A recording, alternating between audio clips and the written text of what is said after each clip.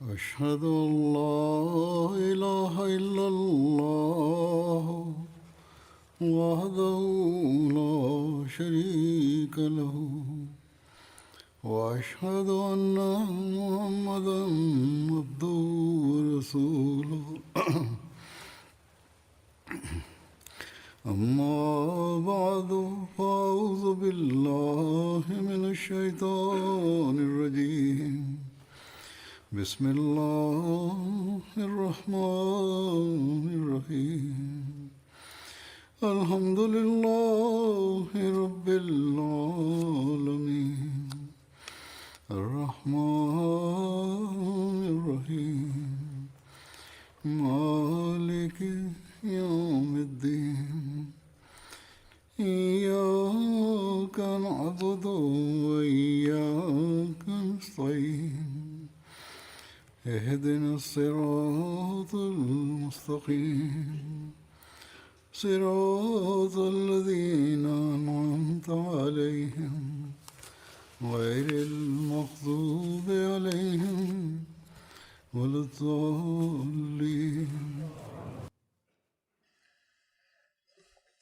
হজরত আকদাস মসিহ মউদ আলাইহিসসালাতু ওয়াসসালাম পবিত্র কোরআনের বিভিন্ন কল্যাণের কথা উল্লেখ করতে গিয়ে এক জায়গায় বলেন, এর কল্যাণ ও আশিসের ধারা সর্বত্র সর্বদা বহমান, আর তা সকল যুগে সেভাবেই সুস্পষ্ট সমুজ্জ্বল যেমনটি মহানবীর যুগে ছিল।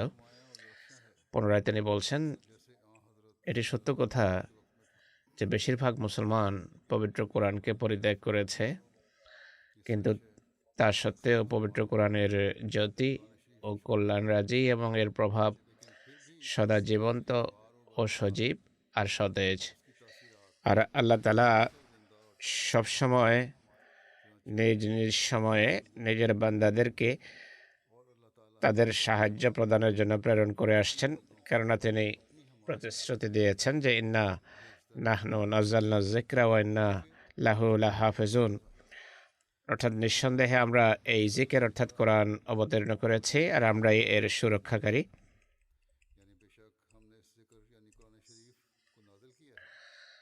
সুতরাং বর্তমান যুগে আল্লাহ তাআলা মহানবীর প্রকৃত দাসকে পবিত্র কোরআনের প্রচারের জন্য পাঠিয়েছেন, পবিত্র কোরআনের সুরক্ষার জন্য প্রেরণ করেছেন। তাকে সেসব তত্ত্বজ্ঞান শিখিয়েছেন যা মানুষের কাছে গোপন ছিল। তার মাধ্যমে পবিত্র কোরআনের কল্যাণ রাজির এক ঝর্ণাধারা প্রবাহিত করেছেন। তিনি এসেছেন বা তার আগমনের উদ্দেশ্যই ছিল পবিত্র কোরআনের আইন পৃথিবীতে প্রতিষ্ঠা করা, কিন্তু দুর্ভাগ্যবশত নাম সর্বস্ব আলেমরা তার দাবির শুরু থেকেই তার বিরোধিতাকে নিজেদের জীবনের লক্ষ্য নির্ধারণ করেছে, আর কোনো যুক্তি ও জ্ঞানের কথা শুনতে চায় না, আর জনসাধারণকে তারা বিভ্রান্ত করছে। নিজেরা তো জ্ঞান ও প্রজ্ঞা বঞ্চিত সম্পূর্ণভাবে, কিন্তু আল্লাহ তাআলা যাকে এই কাজের জন্য পাঠিয়েছেন তার পথে প্রতিবন্ধকতা সৃষ্টির চেষ্টা এরা করতেই থাকে, আর একেই তারা মনে করে যে পবিত্র কোরআনের সেবা। পাকিস্তানে বিভিন্ন সময়ে এসব আলেম খেপাটে হয়ে ওঠে, আর এদের সাথে কতিপয় সস্তা জনপ্রিয়তা প্রত্যাশী রাজনীতিবিদ এবং সরকারি কর্মকর্তারাও যোগ দেয় এবং আহমদীদেরকে বিভিন্ন অজুহাতে নির্যাতনের লক্ষ্যে পরিণত করা হয়। কিছুদিন থেকে আবার এরা পবিত্র কোরআনের বিকৃতি ও অবমাননার মনগড়া মামলায় আহমদীদেরকে জড়ানোর চেষ্টায় উঠে পড়ে লেগেছে। খোদা তাআলা এদের দুষ্কৃতি থেকে রক্ষা করুন। আর যেসব আহমদীকে তারা এসব মিথ্যা ও নির্যাতনমূলক অভিযোগে বন্দী করে রেখেছে, তাদের দ্রুত মুক্তিরও ব্যবস্থা করুন। যেমনটি আমি বলেছি, বর্তমান যুগে হজরত মসিহ মউদের শিক্ষার আলোকেই পবিত্র কোরআনের জ্ঞান ও গুরুতত্ত্ব সম্পর্কে জ্ঞান লাভ হয়, আর আহমদিয়া জামাতে এই সারা পৃথিবীতে এই কাজ করে চলেছে। হজরত মসিহ মউদ ইসলাম পবিত্র কোরআনের মাহাত্ম্য ও গুরুত্ব আর মান ও মর্যাদা সম্পর্কে তার বিভিন্ন বক্তব্য ও রচনাবলিতে যেসব গুরুতত্ত্ব বর্ণনা করেছেন, আজ তা আমি আপনাদের সামনে তুলে ধরব। পবিত্র কোরআন যে পূর্ণ ও উৎকর্ষ শিক্ষা, সে বিষয়টি বর্ণনা করতে গিয়ে এক জায়গায় তিনি বলেন, পবিত্র কোরআন শিক্ষার ক্ষেত্রে কামেল বা পরিপূর্ণ, আর কোনো সত্যই এর বহির্ভূত নয়। কেননা মহাসম্মানিত ও প্রতাপান্বিত আল্লাহ তাআলা বলেন, নাযালনা আলাইকাল কিতাবা তিবয়ানাল লিকুল্লি শাই, অর্থাৎ আমরা তোমার প্রতি সেই গ্রন্থ অবতীর্ণ করেছি যাতে সকল বিষয়ের বিশদ বিবরণ রয়েছে। পুনরায় বলেন, মা ফাররাতনা ফিল কিতাবি মিন শাই, অর্থাৎ আমরা কোনো জিনিস এই কিতাবের বাইরে রাখিনি। কিন্তু একই সাথে আমার এই বিশ্বাস রয়েছে যে পবিত্র কোরআন থেকে সমস্ত ধর্মীয় বিষয় খুঁজে বের করা এবং সঠিক ব্যাখ্যা প্রদান করা এবং ঐশী ইচ্ছা অনুসারে এর সংক্ষিপ্ত বিষয়াদির সঠিক ব্যাখ্যা করার সামর্থ্য সকল আলেম ও মৌলবীর কাজ নয়। অর্থাৎ সবাইকে এই যোগ্যতা দেয়া হয়নি যে সে কোরআনের তাফসীর ও ব্যাখ্যা করবে এবং এর গভীরে অবগাহন করে তত্ত্বজ্ঞানের মুক্তা আহরণ করবে। তিনি বলেন, এটি বিশেষভাবে তাদের কাজ যাদেরকে নবুয়ত প্রদান করা হয়েছে বা যাদেরকে মহান অলির মর্যাদা দেওয়া হয়েছে। সুতরাং এমন ব্যক্তিবর্গের জন্য যারা এলহাম প্রাপ্ত না হওয়ার কারণে পবিত্র কোরআনের তত্ত্বজ্ঞান খুঁজে বের করা ও অর্থ করার সামর্থ্য রাখে না, তাদের জন্য সোজা পথ হলো অনেক তত্ত্বজ্ঞান না খুঁজে বা অর্থ বের করার চেষ্টা না করে কোরআনের সব শিক্ষা যা নিরবচ্ছিন্ন পরম্পরাগত সুন্নতের মাধ্যমে লাভ হয়েছে কোনো দ্বিধা না করে, বিলম্ব না করে গ্রহণ করে নেওয়া উচিত। অনেক মুফাসসির যাদেরকে আল্লাহ তাআলা এই যোগ্যতাই দেননি, জ্ঞানে দেননি, তত্ত্বজ্ঞানে সমৃদ্ধ করেননি, তাদের কাজ হলো পূর্ববর্তী যে সমস্ত মুফাসসির বা বুজুর্গ রয়েছেন যারা মুত্তাকি ছিলেন, আমাদের প্রবীণ ইমাম যারা বিভিন্ন সময়ে তাফসীর লিখেছেন, সেগুলোর সামনে রাখা উচিত, সেগুলোর উপর প্রতিষ্ঠিত হওয়া উচিত। আর পবিত্র কোরআনের যতটুকু বাহ্যিক জ্ঞান রয়েছে সেগুলোর উপর আমল করার চেষ্টা করা উচিত। নিজেদের পক্ষ থেকে ভ্রান্ত ব্যাখ্যা করার পরিবর্তে যারা বেলায়েতের ওয়াহির মাধ্যমে আলোকিত বা যারা ওয়ালি এবং যারা ইল্লাল মুতাহহারুনের শ্রেণীভুক্ত, তাদের সাথে নিঃসন্দেহে খোদা তাআলার রীতি হলো তিনি বিভিন্ন সময় কোরআনের সূক্ষ্ম গূঢ় তত্ত্ব তাদের সামনে প্রকাশ করে থাকেন। যারা আল্লাহ তাআলার বিশেষ বান্দা, আল্লাহ তাআলা তাদের কাছে পবিত্র কোরআনের সুগভীর জ্ঞান উন্মোচিত করে থাকেন। এছাড়া তাদের নিকট এটি প্রমাণ করেন যে মহানবী সাল্লাল্লাহু আলাইহি ওয়াসাল্লাম কখনো কোনো অতিরিক্ত শিক্ষা দেননি, অতিরিক্ত কথা বলেননি, অপ্রয়োজনীয় কথা বলেননি। কিছু লোক বলে থাকে যে হাদিসে তো এই বিষয়টি বর্ণিত হয়েছে বা অমুক কথা বর্ণিত হয়েছে, কিন্তু আল্লাহ তাআলা যখন কোরআনের সূক্ষ্ম তত্ত্বজ্ঞান দান করেন তা থেকে বোঝা যায় যে মহানবী কোরআনের বাইরে কোনো কথা বলেননি। সহিহ হাদিসে পবিত্র কোরআনের সংক্ষিপ্ত বিষয়াদির ও বিভিন্ন ইঙ্গিতের ব্যাখ্যা রয়েছে। সুতরাং এটি পাওয়ার মাধ্যমে পবিত্র কোরআনের অলৌকিকতা তাদের কাছে প্রকাশ পেয়ে যায়, অর্থাৎ হাদিস সমূহে কত কেমন ইঙ্গিত রয়েছে যেগুলো আসলে কোরআনের ব্যাখ্যা এবং কোরআন শরীফের আয়াতের বিস্তারিত বিবরণ। আর পবিত্র কোরআনের বিষয়বস্তু তাদের কাছে এর মাধ্যমে আরও স্পষ্ট হয়। তিনি আরও বলেন যে অধিকন্তু এসব সুস্পষ্ট আয়াতের সত্যতা তাদের কাছে প্রকাশ পেয়ে যায়। যেমন আল্লাহ তাআলা নিজেই বলেন যে কোনো কিছু কোরআনের বাইরে নয় বা কোনো কিছু কোরআনের বাইরে থেকে যায়নি, প্রয়োজনীয় সব কথা কোরআনে আল্লাহ তাআলা বর্ণনা করেছেন। বর্তমান যুগে হযরত মসিহ মাউদ আলাইহিস সালামকে আল্লাহ তাআলা পবিত্র কোরআনের জ্ঞান ও প্রজ্ঞা বিতরণ ও বন্টনের জন্য প্রেরণ করেছেন। হেদায়েতের প্রথম মাধ্যম এবং উৎস হলো কোরআন। এই বিষয়টি ব্যাখ্যা করে হযরত মসিহ মাউদ বলেন যে আমার বিশ্বাস হলো তিনটি জিনিস তোমাদের হেদায়েতের জন্য আল্লাহ তাআলা তোমাদেরকে দান করেছেন। সর্বপ্রথম হচ্ছে পবিত্র কোরআন, যাতে খোদা তাআলার একত্ববাদ ও প্রতাপ এবং মাহাত্ম্যের উল্লেখ রয়েছে, যাতে সেসব মতবিরোধের মীমাংসা দেয়া হয়েছে যা ইহুদি এবং খ্রিস্টানদের মাঝে ছিল। যেমন একটি ভুল বা ভ্রান্তি হলো মরিয়মের পুত্র ঈসাকে ক্রুশে হত্যা করা হয়েছে এবং তিনি অভিশপ্ত হয়েছেন এবং অন্য নবীদের মতো তার আধ্যাত্মিক উন্নতি হয়নি। অর্থাৎ ইহুদিদের দৃষ্টিভঙ্গি আল্লাহ তাআলা খণ্ডন করেন। দৃষ্টিভঙ্গি হলো আল্লাহ তাআলা ঈসাকে নিজের নৈকট্য দান করেননি বা নৈকট্যে ধন্য করেননি। তিনি বলেন যে একদিকে এ কথা খণ্ডন করেছেন যে হযরত ঈসা ইসলাম খোদার নৈকট্য লাভ করেননি। তিনি বলেন এই ধারণা ভুল।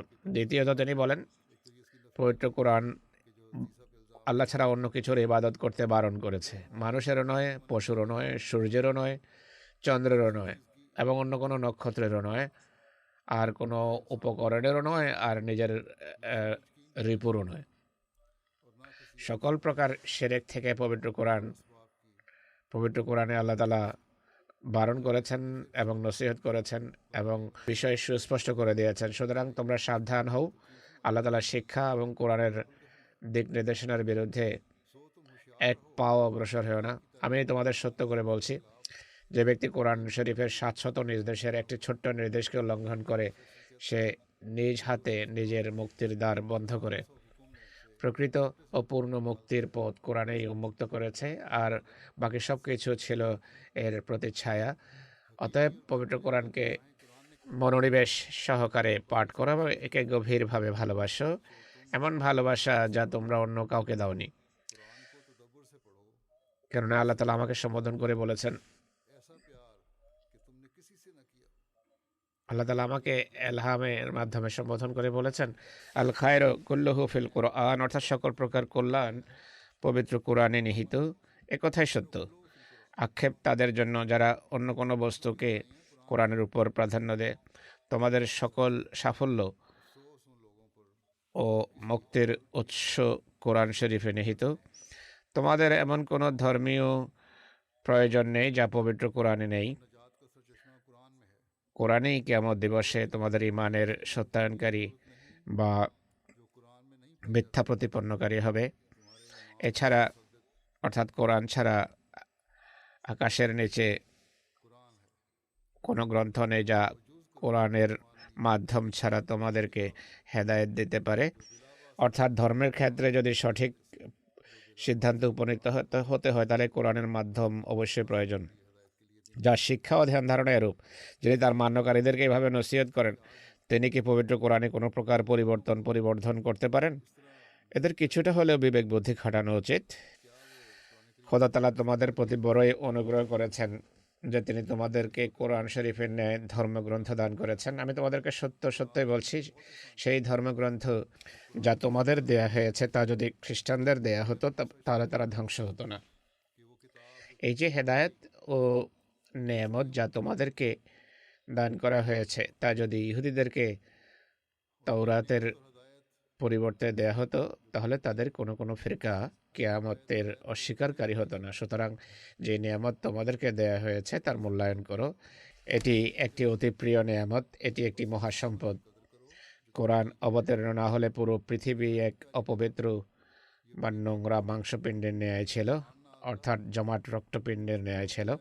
কোরআন হলো সেই গ্রন্থ যার বিপরীতে অন্য সব হেদায়েত তুচ্ছ। ইনজিল আনয়নকারী ছিল সেই রুহুল কুদুস, যা কবুতরের আকৃতিতে প্রকাশিত হয়েছে, যা এক খুবই দুর্বল ও শক্তিহীন প্রাণী। বলা হয় যে জিব্রাইল কবুতর রূপে হযরত ঈসার কাছে এসেছিলেন। তিনি বলেন, এটি তো একটি খুবই দুর্বল প্রাণী, যাকে বিড়ালও ধরতে পারে। এই কারণে খ্রিস্টানরা দিন দিন দুর্বলতার গহ্বরে নিপতিত হতে থাকে এবং আধ্যাত্মিকতা তাদের মাঝে অবশিষ্ট থাকেনি। আর বর্তমান চিত্র হলো, যেসব পরিসংখ্যান সামনে আসছে, খ্রিস্টানদের অধিকাংশই খ্রিস্ট ধর্মকে অস্বীকার করছে এবং খ্রিস্ট ধর্ম পরিত্যাগ করছে। এর কারণ হলো সেখানে তারা আধ্যাত্মিকতা খুঁজে পাচ্ছে না। অপরদিকে মুসলমানদের দুর্ভাগ্য দেখুন, পবিত্র কোরআন থাকা সত্ত্বেও এর উপর আমল না করার ফলে, এর আধ্যাত্মিকতাকে উপেক্ষা করার ফলে তা থেকে উপকৃত হতে পারছে না। আর যে মহাপুরুষকে জ্ঞান ও প্রজ্ঞার প্রচার ও প্রসারের জন্য আল্লাহ তাআলা প্রেরণ করেছেন, তাকে তারা অস্বীকার করছে। যাই হোক, তিনি বলছেন যে যেহেতু তাদের ইমানের পুরো ভিত্তি কবুতরের উপর ছিল, কিন্তু কোরআনের রুহুল কুদুস সেই মহান আকৃতিতে আবির্ভূত হয়েছিলেন, যিনি ভূমি থেকে আকাশ পর্যন্ত পুরো জগৎকে নিঃসত্তায় পূর্ণ করে দিয়েছিলেন। অতএব কোথায় সে কবুতর আর কোথায় এই মহান জাতির বিকাশ, যার উল্লেখ পবিত্র কোরআনেও বিদ্যমান। কোরআন 1 সপ্তাহের মধ্যে মানুষকে পবিত্র করতে সক্ষম। যদি এর নির্দেশাবলী যথাযথভাবে পালন করা হয়, তবে 1 সপ্তাহের মাঝে মানুষকে তা পবিত্র করতে সক্ষম, যদি বাহ্যিক বা অভ্যন্তরীণ কোনো অন্তরায় না থাকে। তবে কোরআন তোমাদেরকে নবী সদৃশ করতে পারে, যদি তোমরা নিজেরা এর থেকে দূরে সরে না যাও। অর্থাৎ যদি সম্পূর্ণরূপে পবিত্র কোরআনের শিক্ষা পালন করা হয়, এর প্রতিটি নির্দেশ অনুসরণ করা হয়, মেনে চলা হয়, তাহলে মানুষ নবীদের রঙে রঙিন হতে পারে। এটি এক চূড়ান্ত পদমর্যাদা যা পবিত্র কোরআনের কল্যাণে মানুষ লাভ করতে পারে।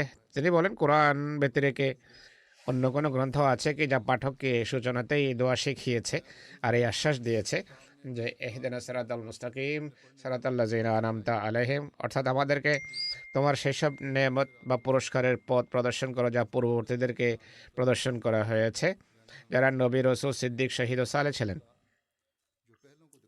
অতএব নিজেদের মনোবল দৃঢ় করো আর কোরআনের আমন্ত্রণকে অগ্রাহ্য করো না, কারণ এটি তোমাদেরকে সেসব পুরস্কার দিতে চায় যা পূর্ববর্তীদেরকে দেয়া হয়েছে। তিনি বলেন, একইভাবে কোরআনের পর হেদায়েতের দ্বিতীয় মাধ্যম হলো মহানবীর সুন্নত, আর তৃতীয় মাধ্যম হলো হাদিস, কেননা তা দীর্ঘকাল পরে এসেছে, অনেক বছর পর, বরং 100 বছরের চেয়ে অধিক সময় পরে হাদিস এসেছে। তবে শর্ত হলো এসব হাদিস যেন কোরআন ও সুন্নাহ পরিপন্থী না হয়। পবিত্র কোরআনকে সম্মান ও মর্যাদা প্রদান করা সম্পর্কে উপদেশ দিতে গিয়ে তিনি বলেন, যারা কোরআনকে সম্মান দেবে তারা ঊর্ধ্বলোকের সম্মান লাভ করবে। এর বিস্তারিত বিবরণে তিনি বলেন, তোমাদের জন্য এক অপরিহার্য শিক্ষা হলো পবিত্র কোরআনকে পরিত্যক্ত বস্তুর মতো ফেলে রেখো না, এতেই তোমাদের জীবন নিহিত। যারা কোরআনকে সম্মান করবে তারা ঊর্ধ্বলোকের সম্মান লাভ করবে।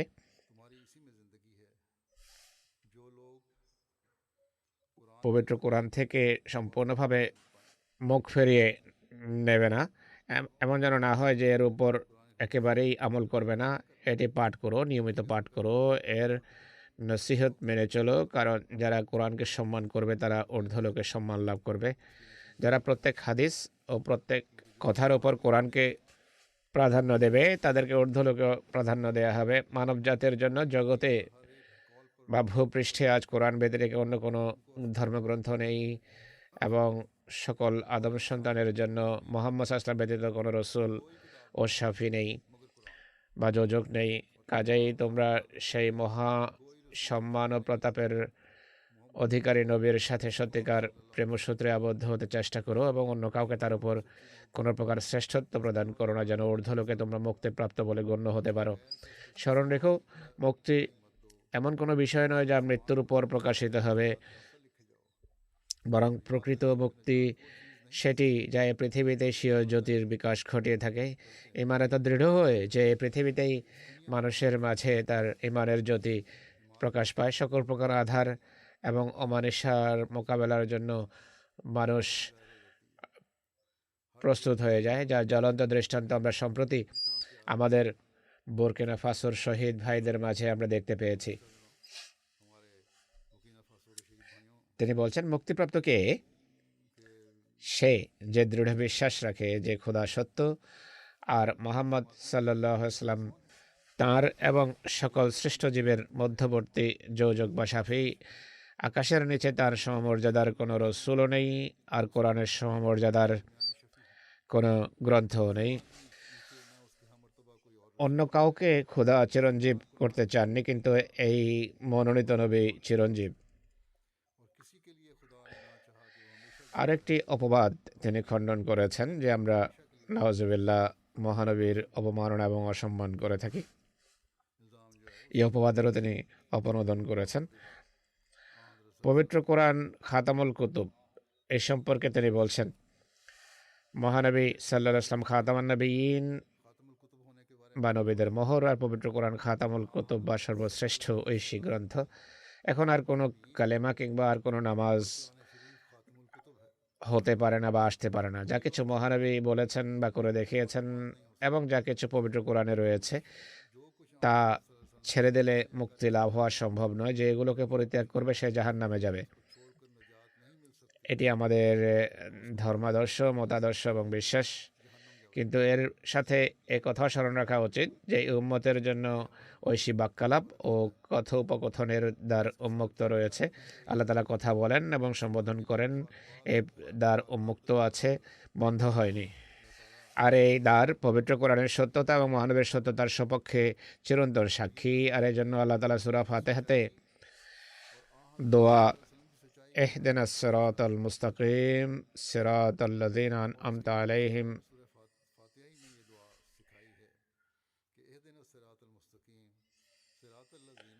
ইহদিনাস সিরাতাল মুস্তাকিম সিরাতাল লাযিনা আন'আমতা আলাইহিম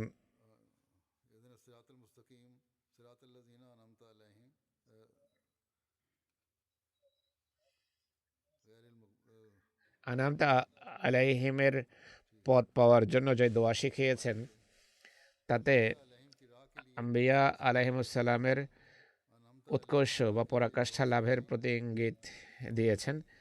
এটি জানা কথা যে নবীদেরকে যে শ্রেষ্ঠত্ব দান করা হয়েছিল তা ঐশী তত্ত্বজ্ঞানের শ্রেষ্ঠত্ব, আর এই পুরস্কার তারা ঐশী বাক্যালাপ এবং কথোপকথনের মাধ্যমে লাভ করেছেন। তোমরাও সেগুলোর আকাঙ্ক্ষা রাখো। অতএব এই নিয়ামত সম্পর্কে কিছুটা প্রণিধান করো যে পবিত্র কোরআন এই দোয়া করার নির্দেশ দেয়, অথচ এর কোনো ফলই প্রকাশ পাবে না, বা উম্মতের কোনো ব্যক্তি এই সম্মান লাভ করতে পারে না। একদিকে এই দোয়া করো যে, বা আল্লাহ তাআলা বলেন যে তোমরা সবাই দোয়া করো যে যেন এই মানে উপনীত হতে পারো, কিন্তু তিনি বলছেন যে মুসলমানদের অবস্থা দেখো কত করুণ। একদিকে আল্লাহ তাআলা দোয়া শিখিয়েছেন, আবার অপরদিকে বলে যে কোনো ব্যক্তি এই মর্যাদা লাভ করতে পারে না, অনেকের লাভ করা তো দূরের কথা। তারা বলে কিয়ামত পর্যন্ত আল্লাহ তাআলা এই দ্বার রুদ্ধ করে দিয়েছেন। তিনি প্রশ্ন করছেন যে এখন বলো, এর ফলে ইসলাম এবং মহানবীর অসম্মান অবমাননা হবে নাকি তার শ্রেষ্ঠত্ব প্রমাণিত হবে? আমাদেরকে অভিযুক্ত করছো, কিন্তু এখন আল্লাহ তাআলা দোয়া শেখানোর সত্ত্বেও তোমরা বলছো যে দরজা বন্ধ হয়ে গেছে। তাই প্রশ্ন হলো, এই অসম্মানের জন্য মূলত কারা দায়ী, তোমরা না আমরা? তিনি বলেন, আমি সত্য করে বলছি, যে ব্যক্তি বিশ্বাস পোষণ করে সে ইসলামকে দুর্নাম করে, সে শরীয়তের মর্মই বোঝেনি। ইসলামের উদ্দেশ্যাবলীর অন্তর্নিহিত বিষয় হলো মানুষ কেবল মৌখিকভাবে যেন আল্লাহ তাআলার একত্ববাদের ঘোষণা না দেয়, বরং প্রকৃতপক্ষে তা অনুধাবন করা উচিত। এবং বেহেশত ও দোজখের প্রতি যেন কাল্পনিক বিশ্বাস না রাখে, বরং প্রকৃতপক্ষে পৃথিবীতেই সেই জান্নাতি অবস্থা সম্পর্কে তারা অবগত হওয়া উচিত। এমন পূর্ণ করা উচিত যাতে ইহজীবন ও জান্নাত প্রতিম হয়ে যায়। আর যেসব পাপাচারে পশুতুল্য মানুষ নিপতিত সেগুলো থেকে যেন সে পরিত্রাণ লাভ করে। তিনি বলেন, এগুলো ইসলামের সুমহান উদ্দেশ্য ছিল এবং এগুলো ইসলামের উদ্দেশ্য। আর এটি এমন পবিত্র উদ্দেশ্য যে অন্য কোনো জাতি তাদের ধর্মের দৃষ্টান্ত দেখাতে পারবে না, আর এর কোনো নমুনাও তুলে ধরতে পারবে না। যে কেউ এমন দাবি করতে পারে, কিন্তু কে আছে যে তা দেখাতে পারে? অতএব আজ মসিহ মওউদের অনুসারীদের এই মান অর্জন করতে হবে, জগৎবাসীকে বলতে হবে, বলার প্রয়োজন আছে। আমাদের বিরুদ্ধে যারা কুফরি ফতোয়া দেয় তাদের দেখানো উচিত বা দেখানোর প্রয়োজন রয়েছে যে আহমদীরা কেবল অতীতের কাহিনী বর্ণনা করে না, বরং আজও জীবন্ত গ্রন্থ এবং জীবন্ত রসুলের অনুসারীদের উপর আল্লাহ তালার আশিস রাজি বর্ষণের প্রতি বিশ্বাস রাখে। এ কথায় বিশ্বাস করে যে আজও আল্লাহ তালা কথা বলেন। এরপর হজরত মসিহ মউদ ইসলাম বলছেন, আল্লাহ তালা আমাদেরকে সেই নবী দিয়েছেন যিনি খাতামুল মোমেনিন, খাতামুল আরিফিন এবং খাতামুন নবিয়িন। একইভাবে তার প্রতি তিনি সেই গ্রন্থ অবতীর্ণ করেছেন যা সকল ঐশী গ্রন্থের সমাহার এবং খাতামুল কুতুব। মহানবী যিনি খাতামুন নবিয়িন, আর তার পবিত্র সত্তায় নবুয়তের সমাপ্তি ঘটেছে। আর এই নবুয়ত সেভাবে সমাপ্ত হয়নি যেভাবে কেউ গলা টিপে কাউকে মেরে ফেলে। এমন সমাপ্তি গর্বের বিষয় হয় না, বরং মহানবী সাল্লাল্লাহু আলাইহি ওয়াসাল্লামের সত্তায় নবুয়ত সমাপ্ত হওয়ার অর্থ হলো প্রকৃতিগতভাবেই তার মাধ্যমে নবুয়তের সকল শ্রেষ্ঠত্বের সমাপ্তি ঘটেছে। অর্থাৎ সেসব বিবিধ শ্রেষ্ঠত্ব যা আদম থেকে আরম্ভ করে মসিহ ইবনে মরিয়ম পর্যন্ত সকল নবীকে দেয়া হয়েছিল, কাউকে কোনোটি আবার কাউকে কোনোটি, সেগুলোর সবই মহানবীর সত্তায় সমাবেশ ঘটেছে। আর এর ফলে স্বাভাবিকভাবে তিনি খাতামান নবীর সাব্যস্ত হয়েছেন। একইভাবে সেসব শিক্ষামালা, উপদেশ, বাণী ও তত্ত্বজ্ঞান যা বিভিন্ন গ্রন্থে ধারাবাহিকভাবে এসেছে, আর সেই ধারার সমাপ্তি পবিত্র কোরআনে হয়েছে। এভাবে পবিত্র কোরআন খাতামুল কুতুব বা সর্বশ্রেষ্ঠ ঐশিক গ্রন্থ সাব্যস্ত হয়েছে। এরপর তিনি বলেন, খাতামান নবীন শব্দ যা মহানবীর জন্য বলা হয়েছে, এর স্বাভাবিক দাবি হলো, আর এই শব্দের মাঝে ধাতুগতভাবে এই অর্থ প্রচ্ছন্ন রয়েছে যে সেই গ্রন্থ যা মহানবীর প্রতি অবতীর্ণ হয়েছে সেটিও খাতামুল কুতুব হবে এবং সকল উৎকর্ষ তাতে বিদ্যমান থাকতে হবে। বাস্তবে সেসব উৎকর্ষ এবং শ্রেষ্ঠত্ব সেই কিতাবে রয়েছে, কেননা ঐশী বাণী অবতরণের সাধারণ রীতি ও পদ্ধতি হলো, যার প্রতি ঐশী বাণী অবতীর্ণ হয় সে ব্যক্তির মাঝে যত বেশি পবিত্রকরণ শক্তি ও অভ্যন্তরের উৎকর্ষ বিদ্যমান থাকে, তত বেশি শক্তি, তত বেশি প্রভাব ও কার্যকারিতা সেই বাণীর হয়ে থাকে। মহানবীর পবিত্রকরণ শক্তি ও অভ্যন্তরীণ শ্রেষ্ঠত্ব পরম উচ্চ পর্যায়ের ছিল, যার বেশি না কখনো কোনো মানুষের লাভ হয়েছে না ভবিষ্যতে হবে। এমন উচ্চ পর্যায়ের উৎকর্ষ এবং শ্রেষ্ঠত্ব যা না কখনো লাভ হয়েছে আর না ভবিষ্যতে হবে। এইসব সত্ত্বেও আমাদের মধ্যে অভিযোগ করা হয় যে আমরা মহানবীকে নাউজুবিল্লাহ শ্রেষ্ঠ রসুল মানি না, আর আমরা নাকি রসুল অবমাননার অপরাধী। এ বাক্যগুলোর বর্তমানে কোনো বিবেকবান ও ন্যায়পরায়ণ মানুষ কথা বলতে পারবে না যে আহমদীরা কোনোভাবে রসুল অবমাননার অপরাধী। তিনি বলেন, এই জন্যই পবিত্র কোরআনও পূর্ববর্তী সকল ঐশী গ্রন্থ পুস্তকের চেয়ে এমন উচ্চতর ও মর্যাদা অধিষ্ঠিত যে পর্যন্ত কোনো বাণী পৌঁছেনি। কেননা মহানবী ইসলামের সামর্থ্য, যোগ্যতা ও পবিত্রকরণ শক্তি সবার চেয়ে বেশি ছিল এবং শ্রেষ্ঠত্বের সকল পর্যায়ে তাঁর সত্তায় সমাপ্ত হয়েছিল এবং তিনি পরম শিখরে উপনীত ছিলেন। এই পর্যায়ে যে কোরআন অবতীর্ণ হয়েছে তাও পরম মার্গে উপনীত। যেভাবে নবুয়তের শ্রেষ্ঠত্ব এবং উৎকর্ষ তার সত্তায় সমাপ্ত হয়েছে, একইভাবে ঐশী বাণীর অলৌকিকতা ও শ্রেষ্ঠত্ব পবিত্র কোরআনে সমাপ্ত হয়েছে। তিনি সাল্লাল্লাহু আলাইহি ওয়াসাল্লাম খাতামুন নবী সাব্যস্ত হয়েছেন এবং তার গ্রন্থ খাতামুল কুতুব সাব্যস্ত হয়েছে। তিনি বলেন, কোনো বাণীর যত বড় মর্যাদা ও যত নিদর্শনমূলক দিক থাকতে পারে, সেই সবগুলোর নিরিখে তার গ্রন্থ পরম মার্গে উপনীত। কোনো বাণীর শ্রেষ্ঠত্ব এবং কোনো বাণীর উৎকর্ষের ও নিদর্শনমূলক হওয়ার যত কারণ থাকতে পারে সে সবই কোরআনে বিদ্যমান। অর্থাৎ বাগ্মিতা ও প্রাঞ্জলতা বা বিষয়বস্তুর ধারাবিন্যাস, অথবা শিক্ষামালা বা শিক্ষার উৎকর্ষ বা শিক্ষার ফলাফলই হোক না কেন, বস্তুত যে দৃষ্টিকোণ থেকেই চিন্তা করো না কেন, পবিত্র কোরআনের শ্রেষ্ঠত্ব দৃষ্টিগোচর হয় এবং এর অলৌকিকতা সাব্যস্ত হয়। এই কারণেই পবিত্র কোরআন কোনো বিশেষ বিষয়ের দৃষ্টান্ত চায়নি, বরং সাধারণ দৃষ্টান্ত দাবি করেছে। অর্থাৎ যে দৃষ্টিকোণ থেকেই চাও প্রতিদ্বন্দ্বিতা করো, মোকাবেলা করো, তা সে বাগ্মিতা ও প্রাঞ্জলতার দিক থেকেই হোক না কেন, কোনো বিশেষ দিকে চ্যালেঞ্জের আহ্বান করেনি। পবিত্র কোরআনে সকল বিষয়ে রয়েছে, তা বাগ্মিতা ও প্রাঞ্জলতার দিক থেকেই হোক, অর্থ উদ্দেশ্যাবলীর দিক থেকেই হোক, অথবা শিক্ষামালার দিক থেকেই হোক, কিংবা ভবিষ্যৎবাণী ও অদৃশ্যের সংবাদের দিক থেকেই হোক না কেন, বস্তুত যেই দৃষ্টিকোণ থেকেই দেখো, কোরআন নিদর্শন, কোরআন মুজিজা। আরেক বৈঠকে তিনি বলেন যে এ বিষয়টি এমন নয় যা ভুলে গেলেও চলবে। পবিত্র কোরআন খাতামুল কুতুব বা সর্বশ্রেষ্ঠ গ্রন্থ, তা কল্পকাহিনীর সমাহার নয়। যারা তাদের ভুল ধারণা এবং সত্য গোপনের অভিসন্ধি নিয়ে পবিত্র কোরআনকে গল্পের ডালি আখ্যা দিয়েছে, তারা প্রকৃত সত্য শনাক্তকরণের বৈশিষ্ট্য থেকে অংশ লাভ করেনি। অন্যথায় এ পবিত্র গ্রন্থ তো পূর্বের বিভিন্ন কাহিনীকেও দর্শন বানিয়ে দিয়েছে। যেসব ঘটনা পূর্বে বর্ণিত হয়েছে সেগুলো এমনভাবে বর্ণনা করেছে যেন সেগুলো একটি দর্শন, তাতে শিক্ষণীয় বিষয় রয়েছে এবং তাতে গভীরতা তুলে ধরেছে। তিনি বলেন এটি সব গ্রন্থ এবং নবীদের প্রতি এক অনুগ্রহ যে সেসব কাহিনীকে তিনি দর্শন হিসাবে উপস্থাপন করেছেন। অন্যথায় আজ এসব বিষয় নিয়ে ঠাট্টা বিদ্রুপ করা হতো। আর এটিও আল্লাহ তাআলার এক বিশেষ কৃপা যে এই জ্ঞান বিজ্ঞানের যুগে যখন মহাবিশ্বে বিদ্যমান বস্তু নিশ্চয়ের স্বরূপ আর বিভিন্ন বস্তুর বৈশিষ্ট্যাবলী ও গুণাবলীর জ্ঞান বৃদ্ধি পাচ্ছে, তিনি ঐশিক জ্ঞান এবং সত্যের উন্মোচনের জন্য একটি ব্যবস্থাপনা প্রতিষ্ঠা করেছেন।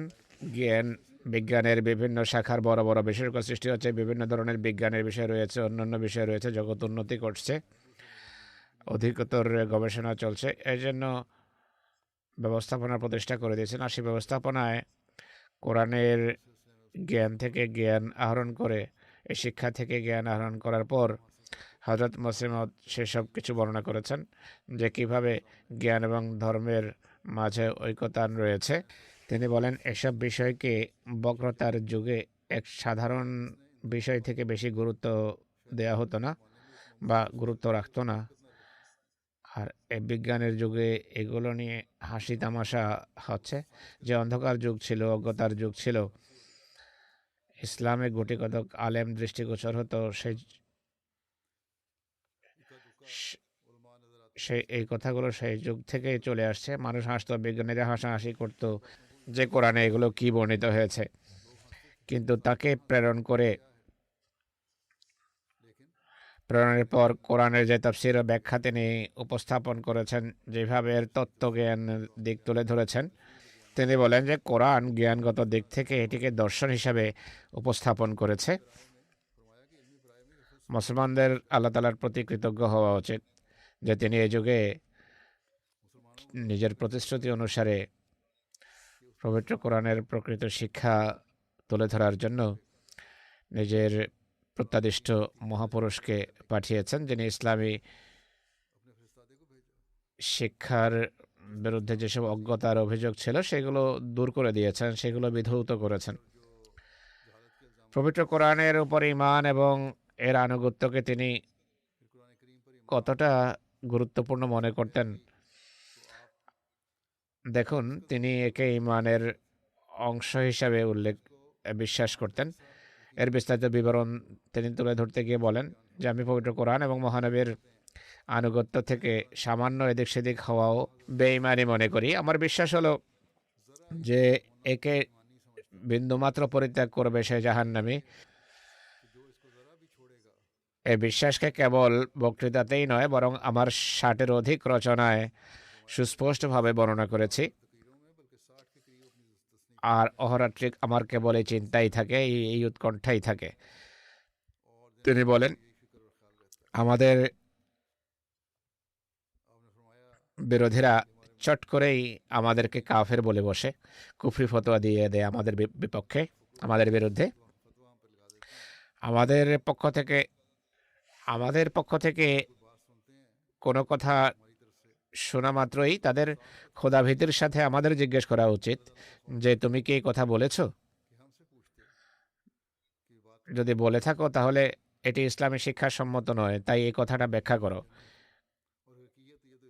তিনি বলছেন যে এরা আদৌ ভ্রুক্ষেপ করে না, তারা কেবল কুফরি ফতোয়া দিতে উতলা হয়ে আছে। হুজুর বলছেন, আমরা যা বর্ণনা করেছি তা ইসলাম ও পবিত্র কোরআনের আলোকে বর্ণনা করেছি, আর এটি আমাদের বিশ্বাস। এই অনুসারে আমরা কাজ করে থাকি, জীবন যাপন করি। পবিত্র কোরআন এবং প্রকৃতির নিয়মের যে সামঞ্জস্যের কথা তুলে ধরতে গিয়ে তিনি বলেন, পবিত্র ও পরিপূর্ণ শিক্ষা হলো কোরআনের শিক্ষা, যা মানবরূপী বৃক্ষের প্রতিটি শাখার লালন করে। পবিত্র কোরআন কেবল একদিকেই গুরুত্ব আরোপ করে না, বরং কখনো ক্ষমা মার্জনার শিক্ষা দেয়। এই শর্ত সাপেক্ষে এই শিক্ষা দেয় যে ক্ষমা যেন সংশোধনের উদ্দেশ্যে করা হয়, আর কখনো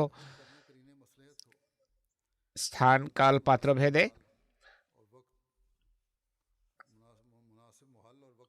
অপরাধীকে শাস্তি দেওয়ার কথা বলে। কখনো ক্ষমা করার শিক্ষা দেয়, আবার কখনো শাস্তি দেওয়ার শিক্ষা দেয়। কাজেই পবিত্র কোরআন খোদা তাআলার এই প্রকৃতির বিধানের বাস্তব চিত্র, যা আমাদের চোখের সামনে রয়েছে। এটি নিতান্তই যৌক্তিক বিষয় যে খোদা তাআলার কথা ও কাজে মিল থাকা আবশ্যক। অর্থাৎ যেভাবে পৃথিবীতে আল্লাহ তাআলার কর্ম পরিলক্ষিত হয়, সেভাবে তার সত্য কিতাবের জন্য আবশ্যক হলো তার কর্ম অনুযায়ী হওয়া। প্রকৃতির সাধারণ নিয়মে আমরা দেখতে পাই আল্লাহ তাআলা কোথাও ক্ষমা করেন, আবার কোথাও শাস্তি প্রদান করেন। একই নীতি ধর্মীয় শিক্ষার ক্ষেত্রেও পরিদৃষ্ট হওয়া উচিত, এবং কোরআনে সেটি রয়েছে। তিনি বলেন, এমন নয় যে কার্যত কিছু প্রকাশ পাবে আর কথায় ভিন্ন কিছু প্রকাশ পাবে। খোদা তাআলার কাজে আমরা দেখতে পাই যে সবসময় নম্রতা ও ক্ষমা থাকে না, বরং অপরাধীদের তিনি বিভিন্নভাবে শাস্তিও দিয়ে থাকেন। এমন শাস্তির কথা পূর্ববর্তী গ্রন্থাবলীতে রয়েছে। আমাদের খোদা কেবল সহিষ্ণু, কোমল, নমনীয়ই নয়, বরং তিনি প্রজ্ঞার অধিকারীও বটে। তার শাস্তিও ভয়ঙ্কর। সত্য ধর্মগ্রন্থ সেটি যা তার প্রকৃতির নিয়মের সাথে সামঞ্জস্যপূর্ণ, আর সত্য ঐশীবাণী সেটি যা তার কর্মের বা কাজের বিরোধী নয়। আমরা কখনো এমনটি দেখিনি যে খোদা তাআলা সবসময় সৃষ্টির প্রতি সহনশীল হবেন বা ক্ষমা করবেন, কোনো শাস্তি আসবে না। এখনও অপবিত্র স্বভাবের লোকদের জন্য আমার মাধ্যমে খোদা তাআলা এক বিরাট ও ভয়ঙ্কর ভূমিকম্পের সংবাদ দিয়েছেন, যা তাদের ধ্বংস করবে। এটি সে সময়ের কথা যখন তিনি ভূমিকম্পের ভবিষ্যৎবাণী করেছিলেন। তিনি আরও বলছেন, পৃথিবীতে একমাত্র কোরআনেই রয়েছে যা আল্লাহ তাআলার সত্তা ও গুণাবলীকে তার প্রকৃতির বিধানের সাথে সামঞ্জস্যপূর্ণ হিসাবে প্রকাশ করেছে, যা খোদার কর্মের মাধ্যমে পৃথিবীতে পরিদৃষ্ট হয় এবং যা মানুষের প্রকৃতি ও স্বভাবে অঙ্কিত আছে। খ্রিস্টান সাহেবদের খোদা কেবল ইনজিলের পাতাতেই সীমাবদ্ধ। যার কাছে ইনজিল পৌঁছায়নি সে সেই খোদা সম্পর্কে অনবহিত। কিন্তু কোরআন যে খোদাকে উপস্থাপন করে তার সম্পর্কে কোনো বিবেকবান মানুষ অনবহিত নয়, বুদ্ধিমান মানুষ অনবহিত নয়।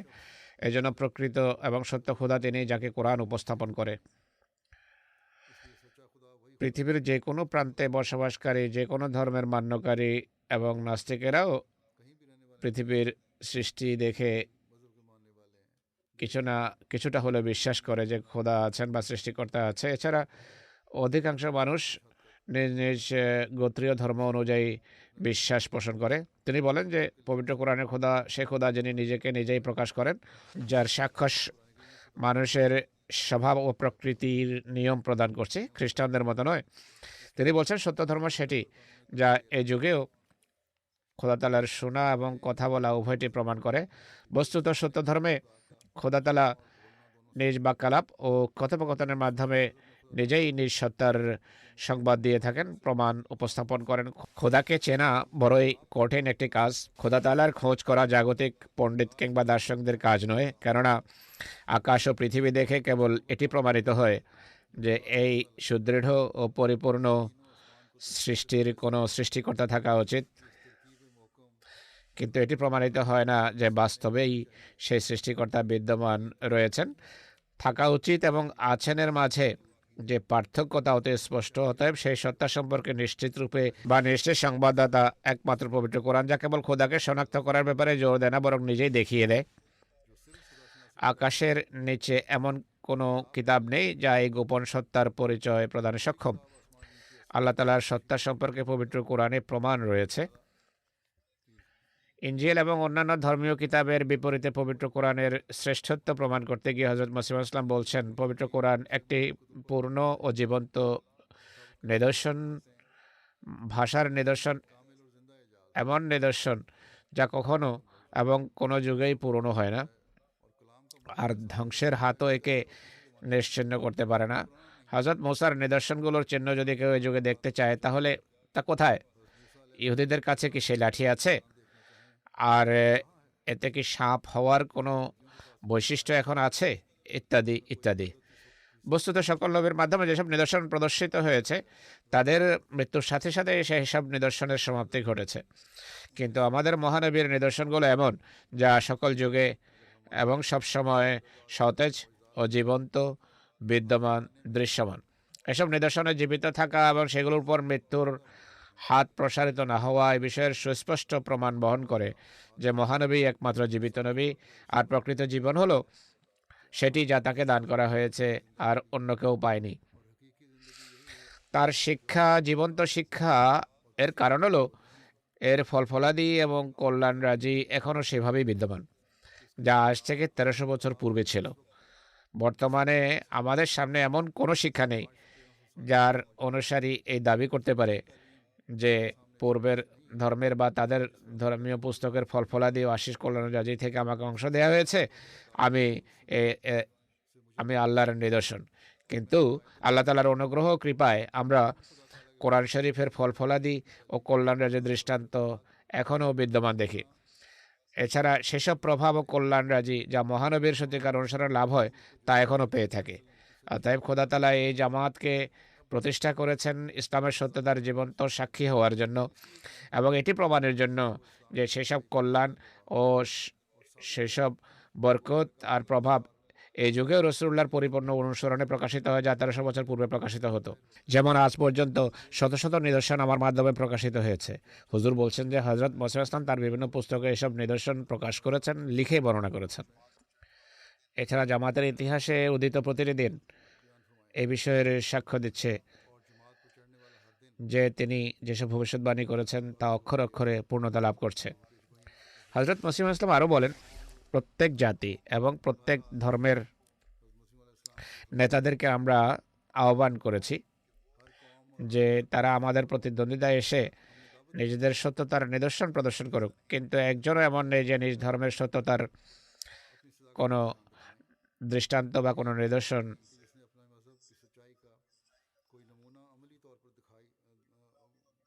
কার্যত দেখিয়ে থাকবে। আমরা খোদা তাআলার কোরআনকে পূর্ণ মুজিজা এবং নিদর্শন বলে বিশ্বাস করি। আমাদের দৃঢ় বিশ্বাস ও দাবি হলো এর বিপরীতে অন্য কোনো কিতাব নেই। আমি পরিপূর্ণ জ্ঞানের ভিত্তিতে জানি কোরআন শরীফের যে কোনো বিষয় উপস্থাপন করবেন সেটি নিজ অবস্থানে একটি নিদর্শন। উদাহরণস্বরূপ শিক্ষাকেই নিন, সেটিও এক মহান নিদর্শন হিসাবে চোখে পড়ে, আর সত্যি এটি নিদর্শন। এতটা প্রজ্ঞাসজ্জিত প্রকৃতির দাবিসম্মত যে অন্য কোনো শিক্ষা কোনো ক্রমেই এর প্রতিদ্বন্দ্বিতা করতে পারে না। কোরআন শরীফের শিক্ষা পূর্ববর্তী সকল শিক্ষার পরিপূরক এবং পরিপূর্ণকারী। এখন আমি শুধু শিক্ষার একটা দিক তুলে ধরে প্রমাণ করব যে কোরআন শরীফের শিক্ষা উন্নত মানের শিক্ষা এবং নিদর্শন। উদাহরণস্বরূপ তৌরাতের শিক্ষাকে নিন।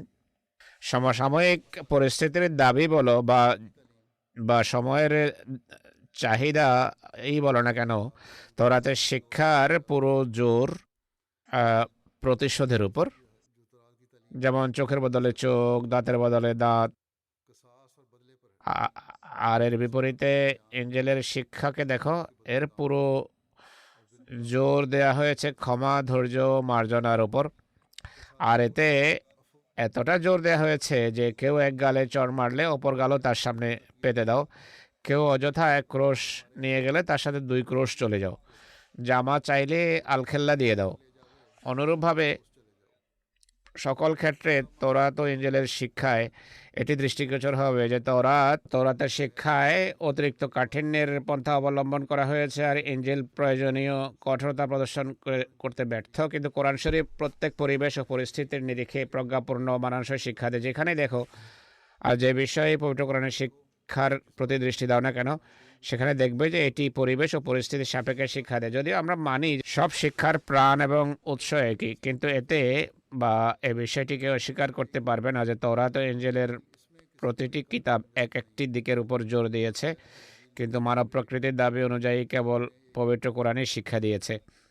এটি বলা যে তওরাতের শিক্ষা বাড়াবাড়ির পর্যায়ে রয়েছে, তাই এটি খোদার পক্ষ থেকে নয়, এই কথাটি সঠিক নয়।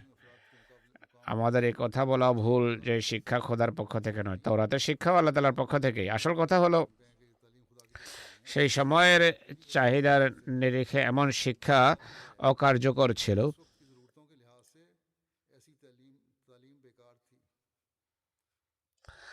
আর তওরাত ও ইনজিল যেহেতু কোনো নির্দিষ্ট স্থানের জন্য প্রয়োজনীয় আইনের মতো ছিল, অর্থাৎ এখন যে ভারসাম্যপূর্ণ শিক্ষা আমরা পেয়েছি, সেই যুগে এটি অকার্যকর ছিল আর সেটির প্রয়োজন ছিল যা তখন দেয়া হয়েছে। তওরাত এবং ইনজিল যেহেতু নির্দিষ্ট স্থান এবং নির্দিষ্ট জায়গার জন্য ছিল, এ কারণে সেই সব শিক্ষায় অন্য দিকগুলো সামনে রাখা হয়নি। কিন্তু পবিত্র কোরআন যেহেতু গোটা পৃথিবী এবং সমগ্র মানব জাতির জন্য ছিল, তাই এই শিক্ষাকে এমন পর্যায়ে রাখা হয়েছে যা মানব প্রকৃতির সঠিক দাবি সম্মত ছিল। আর এটিই হলো হেকমত বা প্রজ্ঞা। কেননা হেকমত শব্দের অর্থ হলো ওয়াজুশ শাইএ ফি মাহাল্লিহি, অর্থাৎ কোনো জিনিসকে এর যথাস্থানে রাখা, এটিকে বলা হয় হেকমত। অতএব কোরআন শরীফ এই হেকমত বা প্রজ্ঞা শিখিয়েছে। যেভাবে বলা হয়েছে যে তওরাত এক অন্যায্য কঠোরতার প্রতি জোর দেয় এবং প্রতিশোধ নেওয়ার শক্তিকে বৃদ্ধি করে, আর এর বিপরীতে ইনজিল অযথা মার্জনার উপর জোর দেয়। কিন্তু কোরআন এই দুটিকেই বাদ দিয়ে সত্যিকার শিক্ষা দিয়েছে। যেমন কোরআন বলে জাযাউ সাইয়্যাতিন সাইয়্যাতুম মিসলুহা ফামান আফা ওয়া আসলাহা ফাআজরুহু আলাল্লাহ।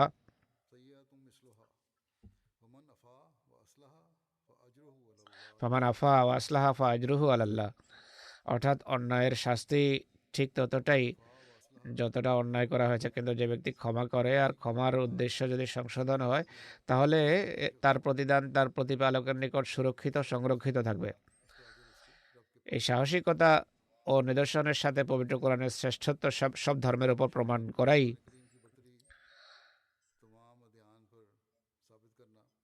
সে যুগে তার কাজ ছিল, যখন সে দেশে ইংরেজদের রাজত্ব ছিল। চার্চ ছিল ক্ষমতার তুঙ্গে, তবুও তিনি প্রকাশ্যে পবিত্র কোরআনের শ্রেষ্ঠত্ব চ্যালেঞ্জ দিয়েছেন আর কোনো ধরনের ভয়কে ধারে কাছে আসতে দেননি। কেননা তিনি আল্লাহ তাআলার সেই প্রত্যাদিষ্ট মহাপুরুষ ছিলেন, যাকে আল্লাহ তাআলা এই যুগে বা সেই যুগে মহানবীর দাসত্বে প্রেরণ করেছেন। আর এই উদ্দেশ্যে প্রেরণ করেছেন যেন তিনি সেই শিক্ষার প্রসার এবং প্রচার করেন। তাঁর রচনাবলী এবং শিক্ষায় আমরা এই বিষয়ই দেখতে পাই। আর এই বিষয়কেই আজ আমরা অর্থাৎ জামাতে আহমদিয়া প্রচার করে চলেছে। অথচ এরা আহমদিয়া জামাতের বিরুদ্ধে অভিযোগ আরোপ করে যে আহমদিরা পবিত্র কোরআন বিকৃত করছে বা কোরআনে পরিবর্ধন করছে। নাউজুবিল্লাহ। পবিত্র কোরআনের প্রয়োজনীয়তা এবং এর গুরুত্ব সম্পর্কে লিখতে গিয়ে তিনি বলছেন যে কোরআন শরীফের প্রয়োজনীয়তার একটি বড় প্রমাণ হলো পূর্ববর্তী গ্রন্থাবলী, অর্থাৎ মুসার কিতাব থেকে তওরাত থেকে ইনজিল পর্যন্ত সব কিতাবেই কেবল একটি বিশেষ জাতি অর্থাৎ বনে ইসরায়েলকে সম্বোধন করে আর পরিষ্কার ও স্পষ্ট ভাষায় বলে যে এর শিক্ষা সর্বসাধারণের জন্য নয়, বরং বনে ইসরায়েল পর্যন্ত এর শিক্ষা সীমাবদ্ধ। কিন্তু পবিত্র কোরআন সারা পৃথিবীকে সম্বোধন করে, কোনো বিশেষ জাতিকে নয়, বরং স্পষ্ট ভাষায় বলে যে এটি সমগ্র মানব জাতির জন্য অবতীর্ণ হয়েছে সবার সংশোধনের উদ্দেশ্যে। অতএব সম্বোধিত লোকদের দিক থেকে তওরাত এবং কোরআনের শিক্ষার মাঝে অনেক বড় পার্থক্য রয়েছে। যেমন তওরাত বলে হত্যা করো না এবং কোরআন বলে হত্যা করো না। বাহ্যত কোরআনের সেই আদেশেরই পুনরাবৃত্তি আছে বলে মনে হয়, কিন্তু এটি পুনরাবৃত্তি নয়, বরং তওরাতের এই নির্দেশ কেবল বনে ইসরায়েলের জন্য প্রযোজ্য এবং বনে ইসরায়েলকেই হত্যা করতে নিষেধ করে। অন্য কোনো জাতির বিষয়ে তওরাতের মাথা ব্যথা নেই, কিন্তু কোরআনের শরীফের নির্দেশ সমগ্র পৃথিবীতে সম্পৃক্ত এবং মানব জাতিকে অন্যায়ভাবে হত্যা করতে নিষেধ করে। একইভাবে কোরআন শরীফের বিধিনিষেধের মূল উদ্দেশ্য হলো সমগ্র মানব জাতির সংশোধন, কিন্তু তওরাতের উদ্দেশ্য কেবল বনী ইসরায়েল পর্যন্ত সীমাবদ্ধ। তিনি আরও বলেন, কোরআন তৌহিদ এবং বিধিনিষেধের ক্ষেত্রে বা শিক্ষার ক্ষেত্রে নতুন কি এনেছে যা তওরাতে ছিল না। এটি পাদ্রীদের একটি সম্পূর্ণ ভ্রান্ত দাবি। বাহ্যত একজন অজ্ঞ ব্যক্তি তওরাত দেখে প্রতারিত হবে যে তওরাতে তৌহিদও রয়েছে আর ইবাদতের বিধিনিষেধ এবং বান্দার অধিকারের কথাও আছে। তাহলে নতুন এমন কোন বিষয় কোরআনের মাধ্যমে বর্ণিত হয়েছে? কিন্তু এতে সেই ব্যক্তি প্রতারিত হবে যে আল্লাহর বাণী নিয়ে কখনো চিন্তা করেনি। এটি স্পষ্ট হওয়া উচিত যে আল্লাহর সাথে সম্পর্কযুক্ত এমন অনেক বিষয় রয়েছে যার নাম গন্ধ তওরাতে নেই। যেমন তওরাতে তৌহিদের সূক্ষ্ম স্তরগুলোর কোনো উল্লেখ নেই, অথচ কোরআন আমাদেরকে অবগত করে যে মূর্তি, মানুষ, জীবজন্তু, সৃষ্টির বিভিন্ন উপাদান, গ্রহ, নক্ষত্র এবং শয়তানের পূজা চর্চা থেকে আমাদের বিরত থাকার নামেই তৌহিদ নয়, বরং তৌহিদ 3টি স্তরে বিভক্ত। প্রথম স্তর সর্বসাধারণের জন্য, অর্থাৎ তাদের জন্য যারা খোদা তাআলার ক্রোধ থেকে মুক্তি পেতে চায়। দ্বিতীয় স্তর বিশিষ্ট লোক বা বিশেষ লোকের জন্য, অর্থাৎ তাদের জন্য যারা সর্বসাধারণের তুলনায় অধিক ঐশী নৈকট্য লাভের জন্য বিশেষভাবে আগ্রহী। আর তৃতীয় স্তর বিশেষ লোকদের জন্য যারা নৈকট্যের পরম মার্গে উপনীত হতে চায়। তৌহিদের প্রথম স্তর হলো খোদা ভিন্ন অন্য কারো উপাসনা না করা এবং সসীম ও সৃষ্ট বলে মনে হয় এমন প্রতিটি জিনিসের উপাসনা থেকে বিরত থাকা, তা পৃথিবী কিংবা আকাশে থাকুক না কেন। তৌহিদের দ্বিতীয় স্তর হলো নিজের এবং অন্যদের সকল কাজে প্রকৃত কারণ বা প্রভাবক মনে করা এবং উপায় উপকরণকে এতটা গুরুত্ব না দেয়া যাতে তা খোদা তাআলার শরীক সাব্যস্ত হয়। উদাহরণস্বরূপ এটি বলা যায়, জায়েদ না হলে আমার এই ক্ষতি হয়ে যেত, বকর না হলে আমি ধ্বংস হয়ে যেতাম। মানুষের উপর নির্ভরশীলতা ও শিরক, আর এটি তৌহিদ পরিপন্থী। জায়েদ ও বকরকে বিশেষ কিছু মনে করে যদি এ কথা বলা হয় তাহলে এটিও শিরক। তৌহিদের তৃতীয় স্তর হলো খোদা তাআলার ভালোবাসায় প্রবৃত্তির কামনা বাসনাকে পদদলিত করা, নিঃসত্তাকে তার শ্রেষ্ঠত্বের সামনে বিলীন করে দেয়া। এই তৌহিদ তওরাতে কোথায়? অনুরূপভাবে তওরাতে জান্নাত ও দোজখের কোনো উল্লেখ পাওয়া যায় না। সম্ভবত কোনো স্থানে ইঙ্গিত থাকতে পারে। একইভাবে তওরাতের কোথাও খোদা তাআলার পূর্ণাঙ্গীন গুণাবলীর উল্লেখ নেই। তওরাতে যদি এমন কোনো সূরা থাকতো যেমনটি কোরআন শরীফে কুল হুয়াল্লাহু আহাদ, আল্লাহুস সামাদ, লাম ইয়ালিদ ওয়া লাম ইউলাদ ওয়া লাম ইয়াকুল লাহু কুফুয়ান আহাদ রয়েছে, তওরাতে যদি এটি থাকতো তাহলে খ্রিস্টানরা হয়তো সৃষ্টি পূজার এই বিপদ থেকে মুক্ত থাকতো। একইভাবে তওরাতে অধিকারের স্তরগুলো পুরোপুরি বর্ণনা করা হয়নি, কিন্তু কোরআনের শিক্ষাকে খুব সুন্দরভাবে বর্ণনা করেছে। যেমন আল্লাহ তাআলা বলছেন কোরআনে, ইন্নাল্লাহা ইয়া'মুরু বিল আদলি ওয়াল ইহসানি ওয়া ইতা'i যিল কুরবা, অর্থাৎ খোদা তাআলা তোমাদেরকে ন্যায় প্রতিষ্ঠা করার নির্দেশ দিচ্ছেন। এর চেয়ে অগ্রগামী হয়ে তোমরা অনুগ্রহ করো, এর চেয়ে অগ্রগামী হয়ে তোমরা মানুষের এমনভাবে সেবা করো যেভাবে কেউ আত্মীয়তার চেতনা নিয়ে সেবা করে। অর্থাৎ অনুগ্রহ করার মানসিকতায় নয়, বরং মানব জাতির প্রতি তোমাদের সহানুভূতির প্রেরণায় সহানুভূতি দেখানো উচিত, যেভাবে একজন মা সন্তানের প্রতি প্রদর্শন করেন। অনুরূপভাবে তওরাতে খোদা তাআলার সত্তা, তার একত্ববাদ এবং পূর্ণাঙ্গীন গুণাবলীকে যৌক্তিক দলিল দিয়ে প্রমাণ করে দেখানো হয়নি, কিন্তু কোরআন শরীফ এই সকল বিশ্বাস আর একই সাথে এলহামের প্রয়োজনীয়তা এবং নবুয়তকে বিভিন্ন যৌক্তিক প্রমাণের মাধ্যমে স্পষ্ট করেছে। এছাড়া প্রত্যেক বিষয়কে দার্শনিক দৃষ্টিকোণ থেকে বর্ণনা করে সত্যান্বেষীর জন্য একে বোঝা সহজ করে দিয়েছে। আর এইসব যুক্তি প্রমাণ কোরআন শরীফে এমন পূর্ণাঙ্গীন রূপে বিদ্যমান যে তা উপস্থাপন করার কারো সাধ্য নেই। যেমন আল্লাহ তাআলার অস্তিত্ব সম্পর্কে এমন কোনো যুক্তি প্রমাণ তুলে ধরা যা কোরআনে নেই, এটিও সম্ভব নয়। এছাড়া কোরআন শরীফের প্রয়োজনীয়তার আরেকটি বড় প্রমাণ হলো পূর্ববর্তী অর্থাৎ মুসার কিতাব তওরাত থেকে শুরু করে ইনজিল পর্যন্ত সব কিতাবেই কেবল একটি বিশেষ জাতি অর্থাৎ বনী ইসরায়েলকে সম্বোধন করে আর পরিষ্কারভাবে বলে যে এদের হেদায়েত বা এতে বর্ণিত শিক্ষা সর্বসাধারণের জন্য নয়, বরং কেবল বনী ইসরায়েল পর্যন্ত সীমাবদ্ধ। কিন্তু পবিত্র কোরআনের দৃষ্টিতে রয়েছে সমগ্র পৃথিবীর সকল জাতি, সমগ্র পৃথিবীর সংশোধন, বরং স্পষ্ট ভাষায় বলে যে এটি সমগ্র মানব জাতির জন্য অবতীর্ণ হয়েছে সকলের সংশোধনের উদ্দেশ্য। পবিত্র কোরআনের মাহাত্ম্য, শ্রেষ্ঠত্ব ও মর্যাদা সংক্রান্ত আরও অনেক উদ্ধৃতি রয়েছে। ইনশাআল্লাহ আগামীতে এগুলো বর্ণনা করা হবে।